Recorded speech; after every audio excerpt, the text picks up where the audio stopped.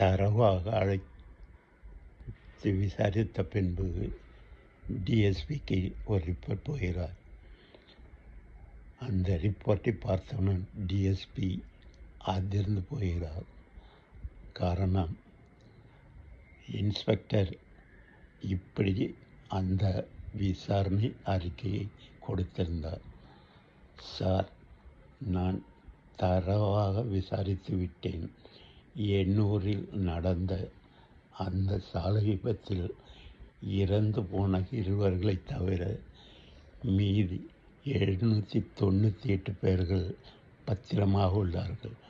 அவர்களின் பெயரும் முகவரியும் ஃபோன் நம்பரும் இத்துடன் அனுப்பியுள்ளேன். நன்றி, அப்படி என்று சொல்லி வைத்தவர் டிஎஸ்பி அதிர்ந்து போனார்.